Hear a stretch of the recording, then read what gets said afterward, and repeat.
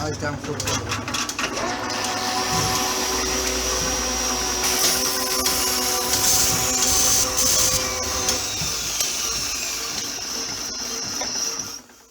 Good morning, folks. Monday afternoon. Nice dry brackets. And what's this? It's single phase centrifugal switch start motor, dynamo.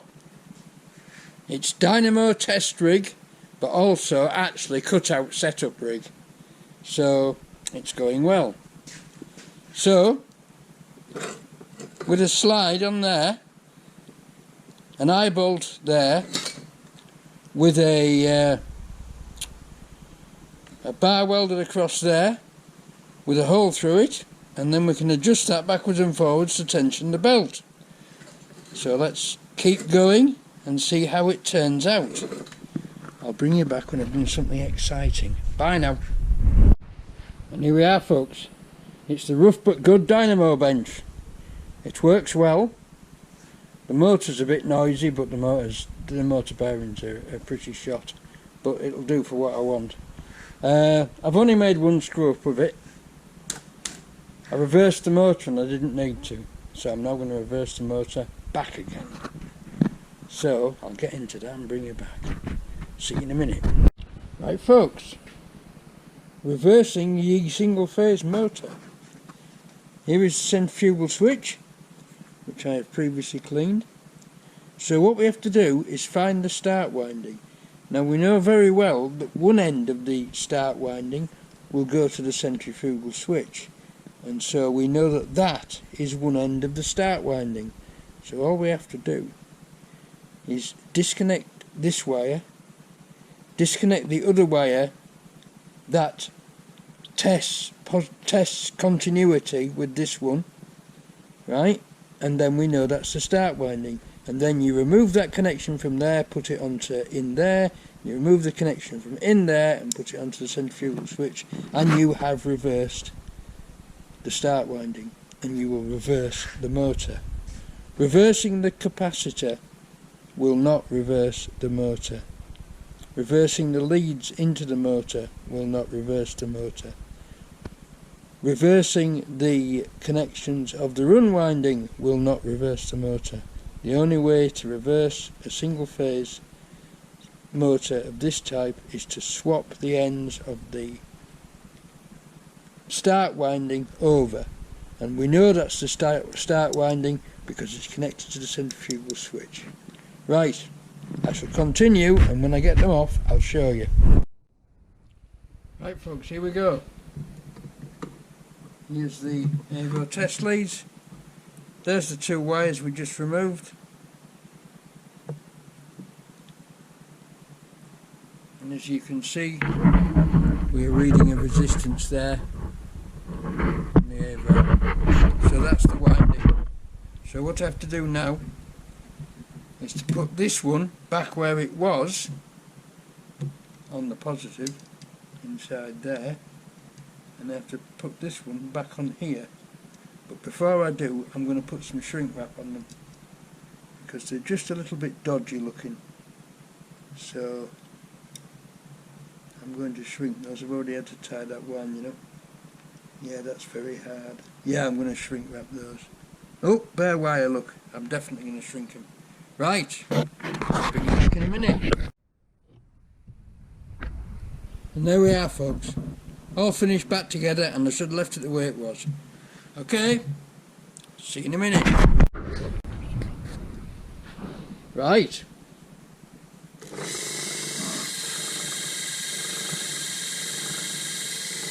It's working. Two problems.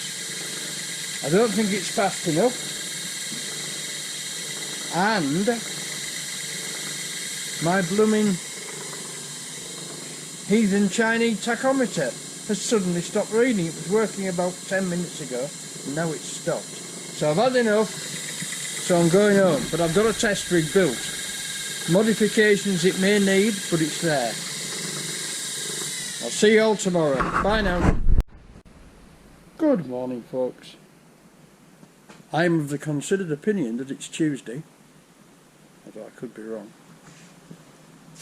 I've had a tidy up on the bench, although it's not finished yet, and I have finished the test bed. Now I've come to several conclusions about this. First of all, I don't know how I managed to do it, but it's not a hard thing to do. I cocked up and reversed it, and I shouldn't have done. It should in actual fact be going clockwise, and it's going anti-clockwise. So after I've reversed it again, a job at which I'm becoming very good, we can then start to do a test. Now I've done a brief test, and we're not getting anything like the voltage that we were. We're only getting about 1 volt, and it's supposed to be 3 to 4.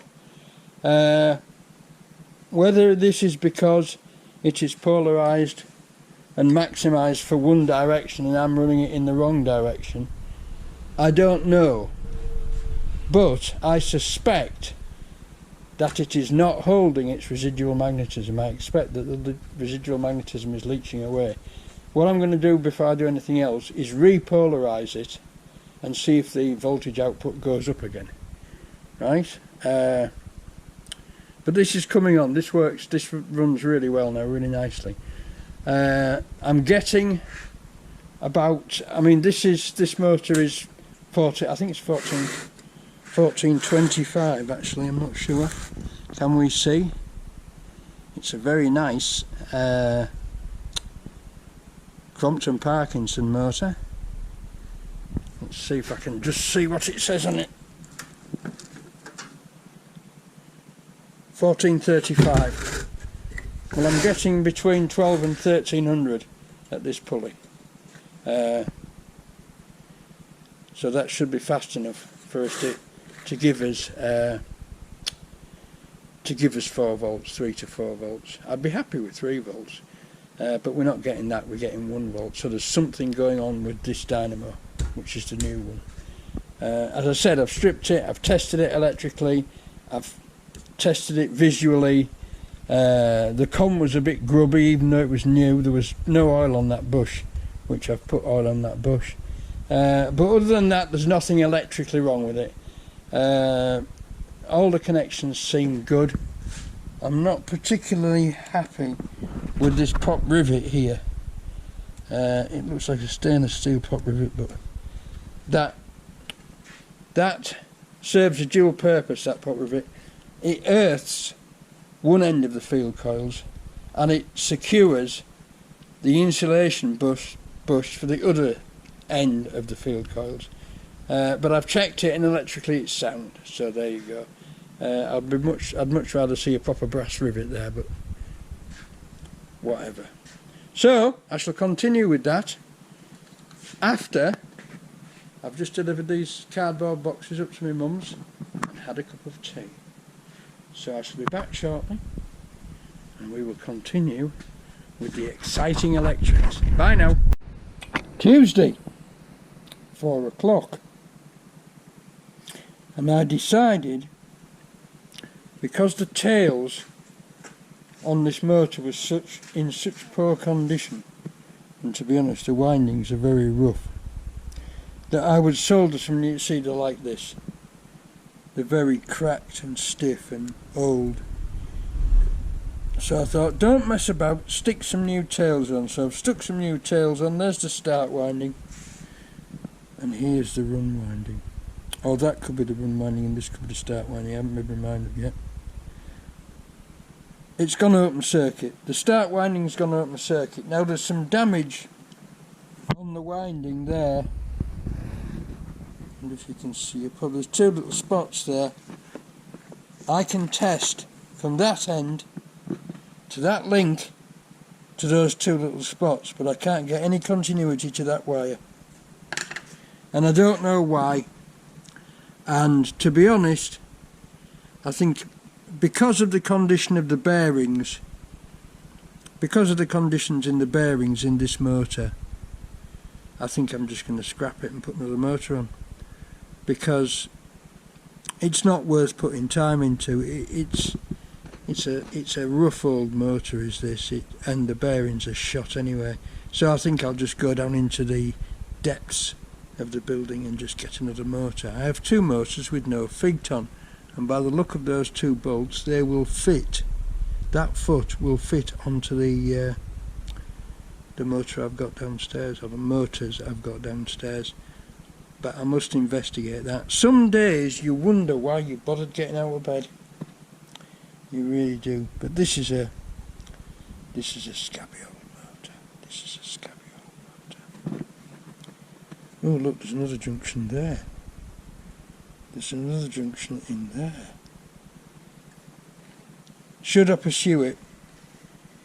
Or should I just bloody scrap it? Should I just bloody scrap it? That's another junction. That's where another two coils are joined, but that looks perfect. That looks perfect. I can't honestly think there's a broken connection there.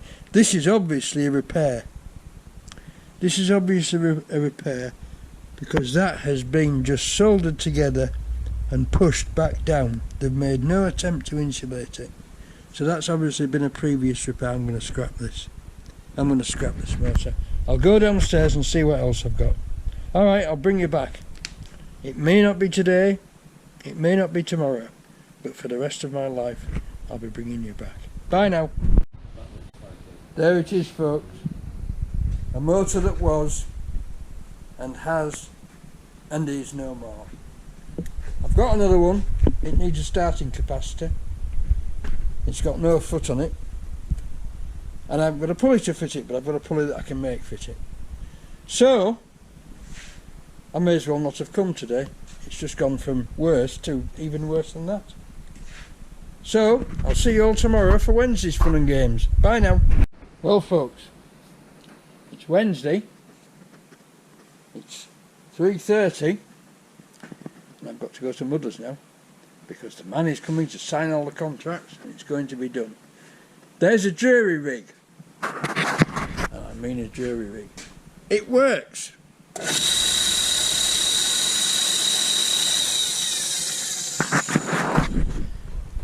And I've come to the conclusion that all those motors like this that I've been saving for God knows how long are probably a pile of crap that ought to go for scrap. I've already scrapped that one. I've more or less scrapped this BTH one because it's a very sluggish starter, and even though it's got a decent condenser on it, capacitor, sorry, not condenser, capacitor, it's a sluggish starter, and the centrifugal switch is fine. It's just probably not the right big enough capacitor, even though it's probably one of the biggest starting capacitors I've got. I've done the calcs for it, and it should be, but that's the minimum size, so it should start it, but it doesn't. So this is off a floor polisher, right? This is off a floor polisher that we scrapped years ago, and like all things crap and horrible, it works perfectly. So we are not getting the voltage we should be getting out of this dynamo, right? I've now confirmed that. If we just start it again, there we are.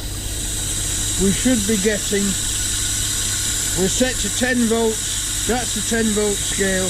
We're getting less than 1 volt, we should be getting 3 to 4 volts. So we're not, so this dynamo is now being rotated in the right direction. We're not getting the voltage out that we should be. So there is something wrong with this brand new dynamo. So there you go. Brand new dynamo has something wrong with it. So I'm now going to test the old dynamo, but at the moment I haven't got time. So we've done the poo run this morning. It's lousy weather. It's they did predict snow. I don't know what it's doing at the moment. Let's have a look. But it's been sleeting earlier today. We've seen no, it's reasonably dry. It's reasonably dry, but it is cold. So there you go. So now I'm off to Mother's. So I'll see you all tomorrow for Thursday's fun and games. Eventually I will get back to doing what I was hoping to do this week, which is get me bloody wiring harness sorted out and see what the problem is with it. Okay folks, see you later, bye now. Look at the mess on that workbench. Anybody think that some mad person had been at it? Alright, see you later. Right folks, it's Thursday and I'm here. Despite the 2 inches of snow on the windscreen this morning, I'm here. It's not bad outside now, it's bright sunshine, but it says we're going to have this snowy weather all over the weekend, snowy and cold. There you go, cold it certainly is, although it's now clear blue sky. And I've got the boiler alight, or the heater alight, which is just coming up to temperature, so it's getting quite pleasant in here. Right, this dynamo is not by any stretch of the imagination working. Right, so I'm now going to swap this one off, put the old one on, right, after I've cleaned it up and checked that it is the right rotation, because I'm 90% convinced that this is a car dynamo that somebody's put on to tension the belt. Right, I'm 90% convinced that it's the wrong dynamo for the vehicle, but it does rotate clockwise, and if it rotates clockwise when it's being motored, it should turn clockwise to be a generator. So I'm now going to give that a clean up and just read the spec on it, because it's stamped on this one, whereas it isn't on that one. I think this is probably an Indian made one or something. Right, so I'm going to have a look at that. I'm going to put that on the test rig and I'm going to see what that does, because I know that one charges. I've had it charging. That one doesn't, and I can't for the life of me think why, because it all seems to be there, unless the earth connection on the field is breaking down when it starts to turn. I'm going to have a look at it in detail. Right, okay, I'll bring you back when I've got all this done. Bye now. Right folks, this is a Lucas, it's the right one and it's clockwise, so it should potentially work, but I have found a fault. That piece of insulation there folds over the connection between the field coils, and can you, I don't know if you can see that, but if you look carefully on that copper wire, there is a little bright spot where the enamel has been rubbed through, and the fixing bolt which fixes the dynamo together goes right across there and has rubbed through the insulation and actually rubbed through the wire, so this has been shorted down to earth. Probably not all the time, but shorted to earth nevertheless. In other words, it's only been working on one field coil. So we will put this back together and test it, but first I'm just going to grease it up, grease the bearings and generally give it a service. Right, I shall bring you back when I've done it and we'll have a test and see what it does. Okay, bye now. Right folks, you can't see that, just a minute, re-rig. That's better. Right, I've folded a piece of heavy gasket paper over that wire, so that should be okay. I've cleaned the commutator. When you're rebuilding a dynamo, you lift the brushes out of the contact with the commutator and just wedge them in position with the spring, and then you put the end cap on and you just use a screwdriver through these slots here and here to lift the brush back onto the top of the spring and snap the spring down onto the commutator. Now with this one it's much harder, because this one is not a vented dynamo, right? So what you have to do with that one is wedge the brushes in position, half fit the end cap so you can still get through the slot here, and then use a little piece of wire with an L bent on the end, or stiff wire with an L bent on the end, to lift the spring into position and then push the end cap fully closed. Right, but with this, if we line up the little, there's a little pin there, that locates in that little hole there. So if we line this up with the field connection, that goes on like that. Whoops.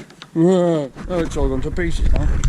There, that goes on like that and taps down. So that's how to rebuild a dynamo. They are very simple and very reliable. Very little to go wrong with them. Just need regular servicing and very often need new brushes.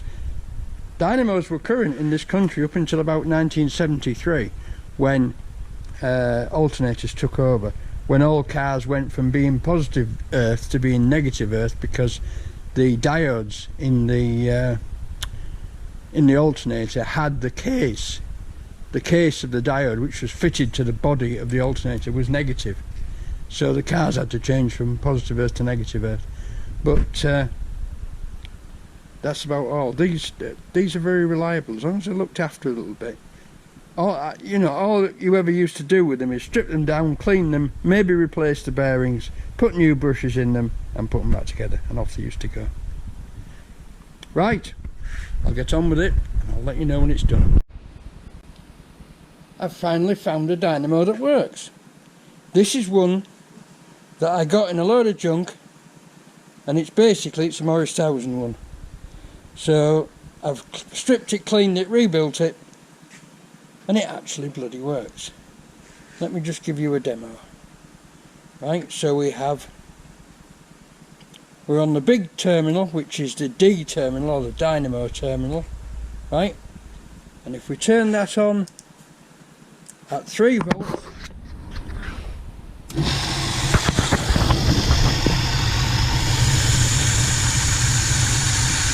we get exactly what we should.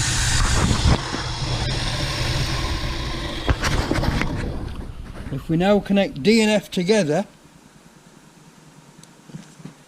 and bump the voltage up to 100 volts,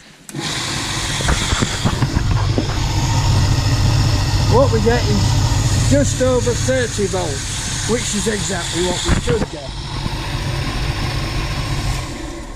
So I have to come to the terms with the fact that I am not insane. I have merely got 2 dynamos, one which has never worked and one which did work but isn't working now. So now that I've confirmed that I am testing it correctly and the meter's working and everything else is working, then I need to look into this further. But we are making progress. So I think this is a C40, right? So that would have enough current to charge the tractor and also to operate that cutout box, because the match really is between the dynamo and the cutout box. You've got to have the right cutout box for the right dynamo, or the settings are different. So we've got to check out what cutout box will work with the C40. But other than that, we are advancing a little bit. Only problem with this dynamo, of course, is its front bearing is shot, as you would expect, because it's been sat in a box for about 30 or 40 years. In actual fact, it says 366 on it. March 1966. I wouldn't be at all surprised if that was correct. So there you go. Right, folks, that's it for Thursday. We finally mocked up a test rig, and it's proved worthwhile because we can now do the testing properly. But what's wrong with that? I do not know. I'm going to have to... I've got an inkling what I might have done. Where I put the gasket paper in to insulate it, that was actually wrong. The gasket paper is supposed to be folded with a little U shape in the middle to lift the cable away from the bolt, so that the bolt goes underneath the cable. Right? Bolt goes underneath the cable. Yes, that's correct. Not the cable underneath the bolt. So I'm going to have to strip this down and check that it hasn't shorted the field windings again. So we're learning all the time. Right, folks, that's it for Thursday. I'll see you all tomorrow. Bye now. Good evening, folks. It's Friday, it's 5 o'clock, and it's definitely not crackerjack. I have had the wiring harness rigged up to a dynamo. Which one? That one, which works. It sort of charges the battery, but there's work to do on the cutout. I was going to buy a new cutout, then I read some reports of them, and I don't think I really fancy one now. But what I've got set up here, I'll just set you down there for a minute. What I've got set up here, some lights which switch. That's main beam, that's dip beam, that's side lights. Dip beam, main beam. So I can use those as loads to see if my charging works. And basically it just floats a charge when there's no lights on. We just get about 13.1 volts, 13.2 volts, so it's just floating a charge. But as soon as you turn the lights on, the cutout box doesn't come in and pick up the charge. When you put more load on it, this should sense the load which is going through here and turn up the charge, and it isn't doing. So we've got a cutout box fault, we've got a dynamo that works, we've got a dynamo that partially works, and we've got a brand new dynamo that doesn't bloody work at all. So, and then to cap it all, when I picked up the camera to tell you all about this at 3:30, I had 2 flat batteries on the camera. So that's it for this week. A very frustrating week it's been, and I'm sure you'll be very frustrated at the poor quality of my work this week. It's not gone according to plan at all. I came here this morning determined to find out what is wrong with this. I've got tests for everything. I've got tests for the armature, I've got tests for the field coils, and it all tests out alright. The strange thing is, when you start the test sequence, which is taking from the earth and the D connection, you get about 1.5, 2 volts out of it, which is supposedly alright. But when you add the F and the D together and you measure the voltage of those, the output of those two to earth, instead of going up, it goes down.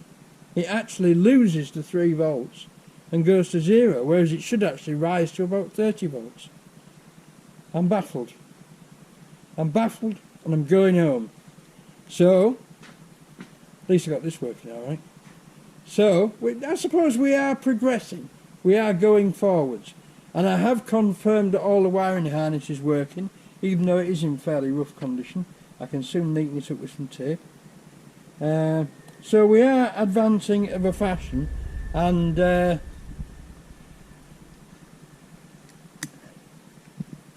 least I can say